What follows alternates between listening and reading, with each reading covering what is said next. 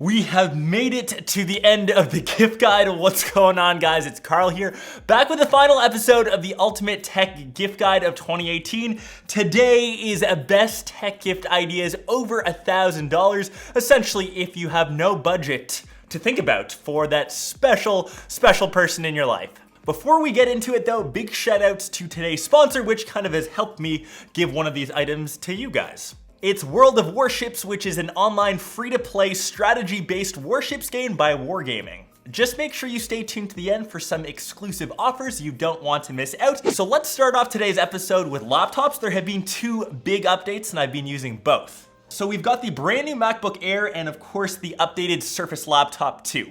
I was actually really surprised that Apple updated this guy. I thought it would kind of be RIP, but now we finally do have a Retina display. We've got updated USB-C Thunderbolt 3 ports. And of course, the main feature of the MacBook Air is its portability and its lightweightness. You won't be crunching heavy 4K, 8K footage on this guy, but for most people, the MacBook Air, just for doing basic tasks like emailing, multitasking between apps, and say word processing, this guy should crunch through totally fine. And as I said, my main work laptop and handles everything I do over there like a champ. The Surface Laptop 2 has been an absolute dream, and if you're looking for a PC laptop, this might be your go-to. I know a ton of other creators currently use this, like MKBHD. This exclusive matte black colorway, which is gorgeous, is available through Best Buy. It's got the Alcantara keyboard, and Microsoft stuff has just been getting better and better each year. If you're looking for a premium laptop option, I don't think you'd be disappointed with either.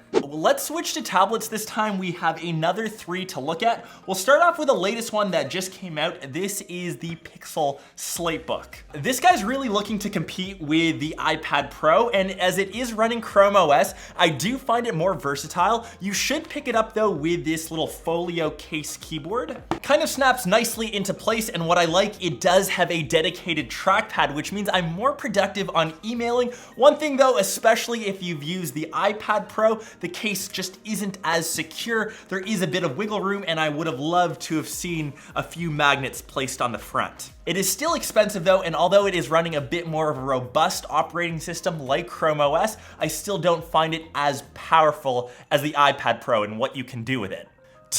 I'm gonna quote this as the budget model. This is the Huawei MediaPad Pro. If you're still looking for a really good Android-based tablet, I think this is the guy to go for. It's got a solid build to it, really good Harman Kardon speakers, which makes the media experience on this guy awesome. And although this guy is technically way cheaper than either, if you've used either the Slatebook or the iPad Pro, this does seem a bit sluggish. You just have to kind of choose if price is your priority.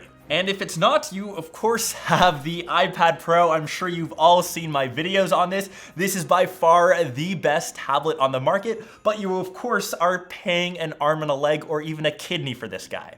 You can spec it with a terabyte of space, which might run you close to 2,000 bucks. It is of course expensive, but the things that you can do on this guy, you can't really do on any other tablet, especially if you're pairing it with Apple Pencil 2. I still wouldn't use this as your only device. I would personally still have a laptop plus an iPad. I know there are a ton of threads on YouTube, on Twitter of people kind of going back and forth. This guy is powerful, but it is still limited by iOS. Right, let's switch to smartphones, and we will have my picks of my favorite three of the year. Let's start off with, I'd say, this guy in the middle, which maybe not too many of you have heard of.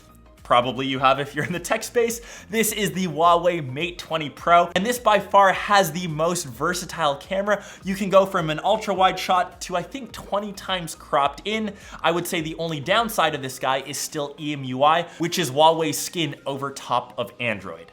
To the best smartphone camera of the year, which will go to the Google Pixel 3. Night sight is kind of revolutionary on this guy. It blows away the competition, and the bad thing over on the Pixel 3 is the Pixel 2 is still not a bad option, and if you own that, I don't think it's worth the upgrade. And of course, a lot of you will kind of argue about that nasty notch on the front. And last but not least, if you're looking for an iOS device, look no further than the XS Max. I know it is the most expensive. That is the thing that I obviously don't like, but having the latest and greatest and having the largest screen available for an iPhone, it's kind of my daily driver, as I cannot get away from iMessage between this guy and say my MacBook Pro or even my iMac behind me.